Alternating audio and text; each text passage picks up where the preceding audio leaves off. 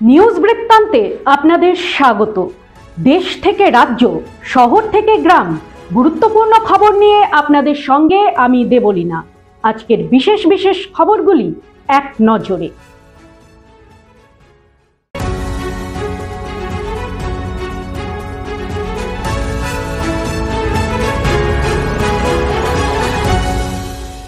সারাদিনের নিউজ বৃত্তান্ত নিবেদন করছেন প্রিন্ট জুয়েলার্স, সোনা যা সর্বক্ষণে।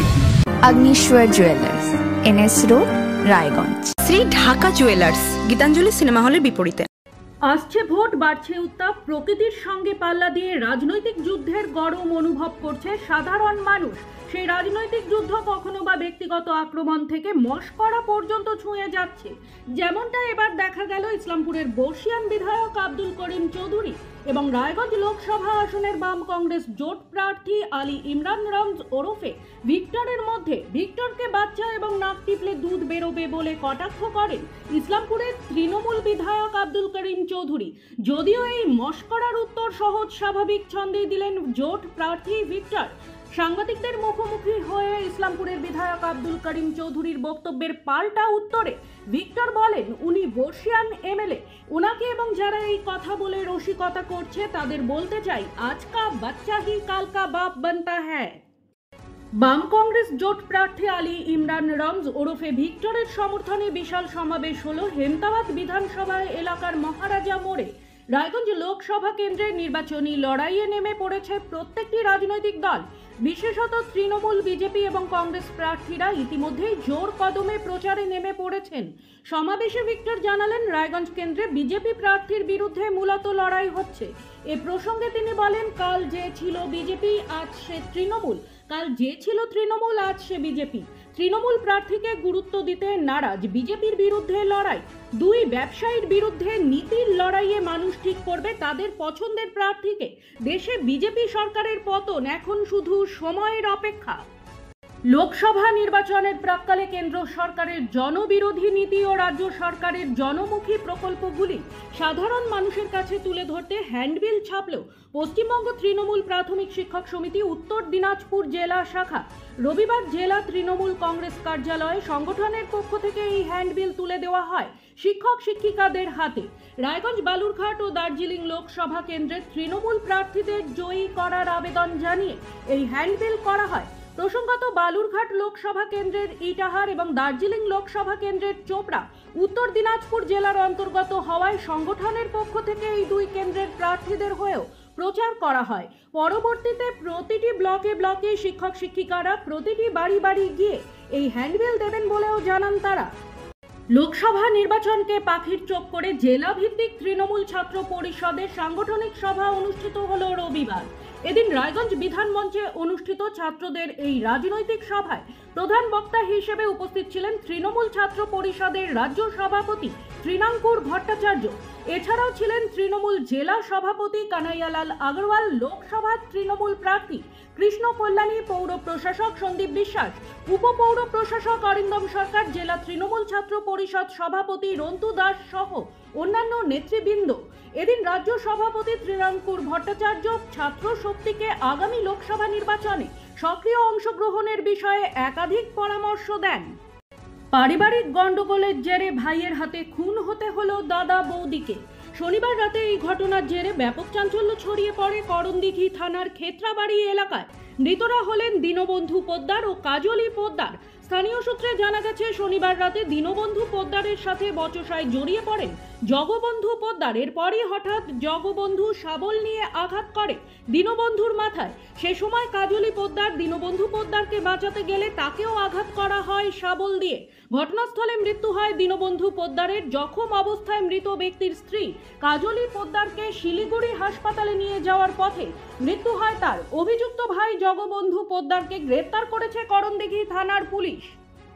ট্রেনে কাটা পড়ে এক সিভিক ভলেন্টিয়ারের মৃত্যুকে ঘিরে চাঞ্চল্য। মৃত সিভিক ভলেন্টিয়ারের নাম নিমাই চন্দ্র ভৌমিক, বাড়ি রায়গঞ্জ ব্লকের শেরপুর এলাকায়। রায়গঞ্জ পুলিশ জেলায় সিভিক ভলেন্টিয়ারে কর্মরত ছিল সে। নিমাই সিভিক ভলেন্টিয়ারের কাজ ছাড়াও টোটো চালিয়ে সংসার চালাতেন বলে পরিবারের তরফ থেকে জানানো হয়েছে। রবিবার ভোরে রায়গঞ্জ ও বামুনগ্রাম স্টেশনের মাঝে রায়গঞ্জ থানার সিজ গ্রাম এলাকায় রেল লাইনের ধার থেকে নিমাই বাবুর রক্তাক্ত মৃতদেহ উদ্ধার হয় বলে পরিবারের তরফ থেকে জানানো হয়েছে। রেল পুলিশ ঘটনার খবর পেয়ে ঘটনাস্থলে পৌঁছে মৃতদেহটি উদ্ধার করে রায়গঞ্জ গভর্নমেন্ট মেডিকেল কলেজ ও হাসপাতাল মর্গে পাঠিয়েছে। কী কারণে মৃত্যু হলো তা নিয়ে ধন্দে মৃতের পরিবার। প্রতিদিনের প্রতি মুহূর্তের খবরের আপডেট পেতে চোখ রাখুন নিউজ বৃত্তান্তের ফেসবুক পেজে। সাবস্ক্রাইব করুন নিউজ বৃত্তান্ত ইউটিউব চ্যানেলকে। পড়ুয়াদের মধ্যে বিজ্ঞানের প্রতি আগ্রহ বৃদ্ধির জন্য এক অভিনব উদ্যোগ গ্রহণ করল পশ্চিমবঙ্গ বিজ্ঞান মঞ্চ উত্তর দিনাজপুর জেলা কমিটি। রবিবার রায়গঞ্জের একটি রেস্তোরাঁর সভা কক্ষে অনুষ্ঠিত হয় জেলা স্তরের পুরস্কার বিতরণী অনুষ্ঠান ও রায়গঞ্জ বিজ্ঞান কেন্দ্র ভিত্তিক পুরস্কার বিতরণী অনুষ্ঠান। সরকারি বেসরকারি মিলিয়ে প্রায় 12,000 পড়ুয়াকে নিয়ে আয়োজিত হয়েছিল বিজ্ঞান অভিক্ষা 2023। ওই অভিক্ষায় স্থানাধিকারীদের পুরস্কৃত করা হয় এদিন। এরই পাশাপাশি পরিবেশ সচেতনতামূলক বিজ্ঞান ভিত্তিক আলোচনা সভাও আয়োজিত হয়। জেলার বিভিন্ন প্রান্তের আর্থিকভাবে পিছিয়ে পড়া পড়ুয়াদের এককালীন আর্থিক সাহায্য তুলে ধরা হয় সংস্থার পক্ষ থেকে। আগামী 2রা এপ্রিল বিশ্ব অটিজম সচেতনতা দিবস উদযাপিত হবে, কিন্তু তার আগেই নিকটতম রবিবার হিসেবে অটিজম সংক্রান্ত এক বিশেষ আলোচনা সভা অনুষ্ঠিত হলো রায়গঞ্জ ইনস্টিটিউট হলে। ওয়েস্ট বেঙ্গল একাডেমি অফ পেডিয়াট্রি এবং শিশুমঙ্গল চাইল্ড ডেভেলপমেন্ট সেন্টারের ব্যবস্থাপনায় আয়োজিত এই কর্মসূচিতে মূলত শিশু রোগ অটিজম নিয়ে জনমানসে সচেতনতা বৃদ্ধির লক্ষ্যে আলোচনা হয়। আলোচনা ছাড়াও অনুষ্ঠানটিতে অটিজম নিয়ে একটি কর্মশালার আয়োজন করা হয়, যেখানে অভিজ্ঞ শিশু রোগ বিশেষজ্ঞদের দ্বারা অভিভাবকদের অটিজম বিষয়ে বোঝানো হয়।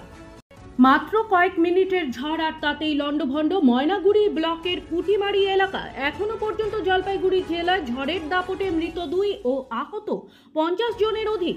রবিবার দুপুরে প্রচণ্ড ঝোড়ো হাওয়া এবং শিল বৃষ্টি আর তাতেই ময়নাগুড়ি ব্লকের পুটিমারি এলাকায় ক্ষতিগ্রস্ত প্রচুর বাড়িঘর সহ গাছপালা, ক্ষেতের ফসল। প্রায় 40 থেকে 50টি বাড়ি ঝড়ে ভেঙে পড়েছে। ঘটনার খবর পেয়ে এলাকায় ছুটে গেছেন ময়নাগুড়ি ব্লক সমষ্টি উন্নয়ন আধিকারিক ও ময়নাগুড়ি থানার পুলিশ। আহতদের উদ্ধার করে ময়নাগুড়ি প্রাথমিক হাসপাতালে নিয়ে যাওয়া হয়।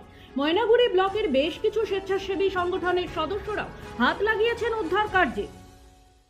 জাতীয় সেবা প্রকল্পের অধীনে 7 দিনের বিশেষ শিবিরের দ্বিতীয় দিনে হেমতাবাদ হাসপাতালের দুস্থ রোগীদের মধ্যে ফল বিতরণ করা হলো রবিবার।